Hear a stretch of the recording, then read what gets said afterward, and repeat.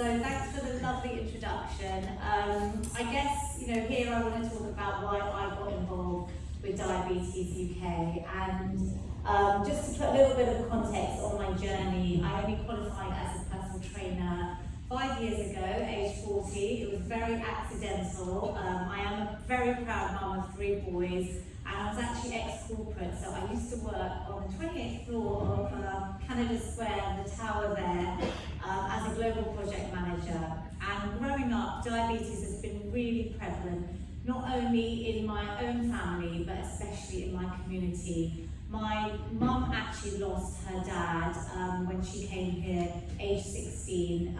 She lost him 2 years later during her A-levels. And at that time, going back into the 1960s, diabetes wasn't really known in terms of kind of what they could do about it, really.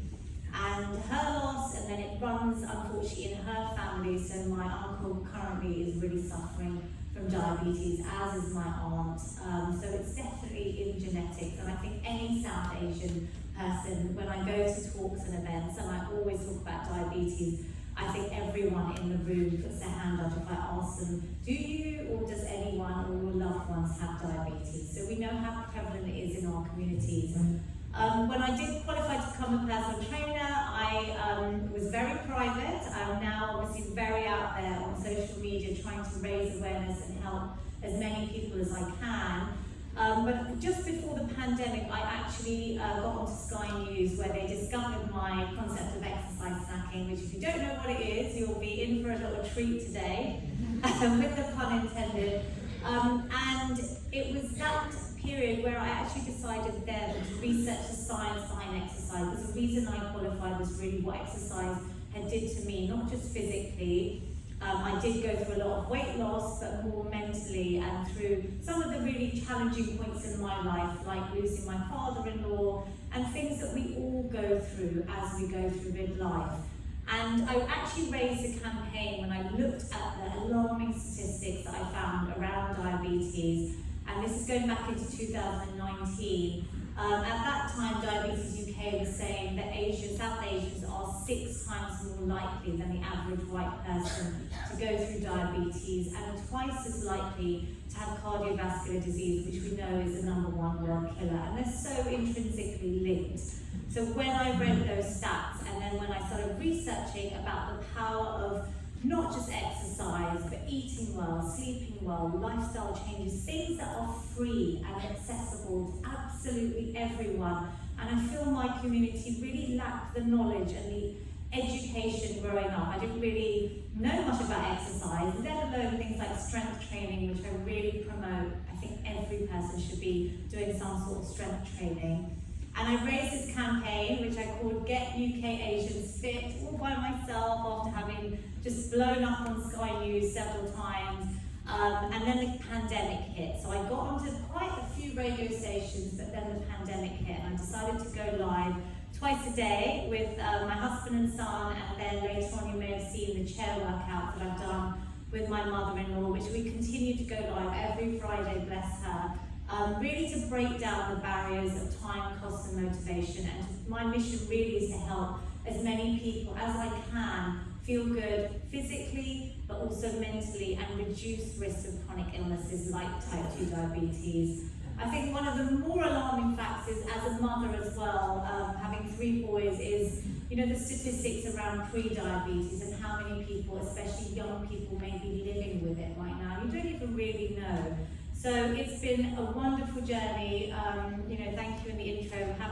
Being on at the MBE was a complete shock. It was 6 months after going live consecutively twice a day, and seeing my workout spread up to the age of 100 we've had join. And I guess at that point I reached out to Diabetes UK, and I said, I really want to work with you, and I want to help more people and get this message out to as many people as I can, but especially my community, where I can see, even during COVID, we were more prevalent to higher death rates, and it was due to things like diabetes alongside the pandemic and the disease. So that's a little bit around my sort of why, and I think, again, challenges for my community stem from the things that I've touched on, where I still feel lack of education, lack of awareness of easy, simple tools. Like my book is about exercise snacking, but it's also a holistic approach around lifestyle and self-care. And I'm very open on social media. Like you probably see,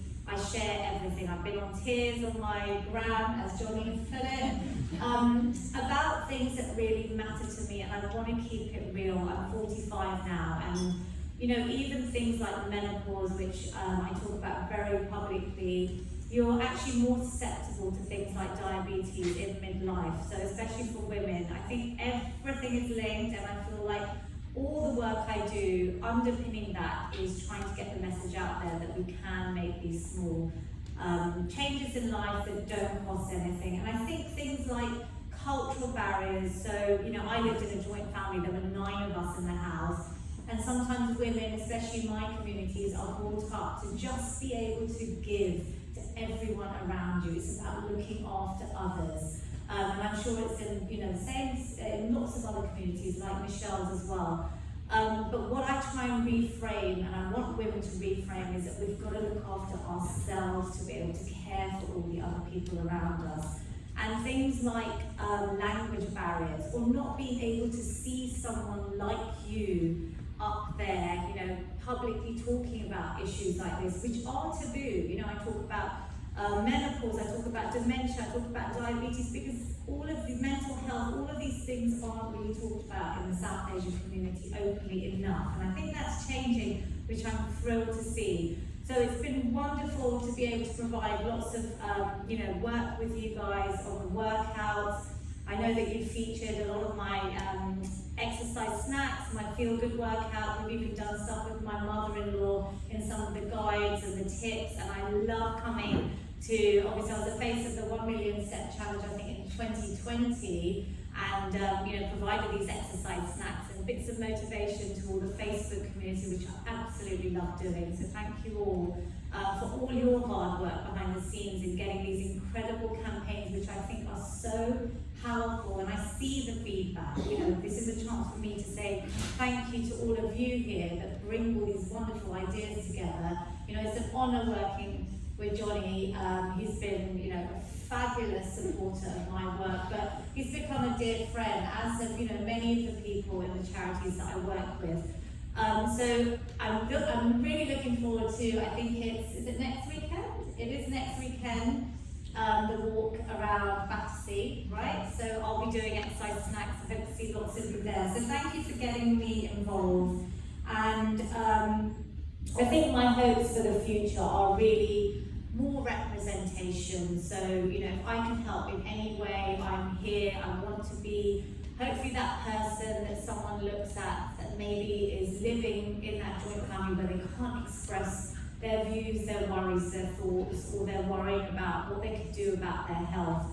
And they maybe just see Lavina, and she's relatable, and you know, we want to bring this diversity, and I guess keeping it real is a message that Michelle and I talk about a lot. And yes, hopefully my book will be out next May, but wherever I can, I'm here to kind of promote all the amazing work that the charity's doing, and I'm very, very proud of that. So thank you.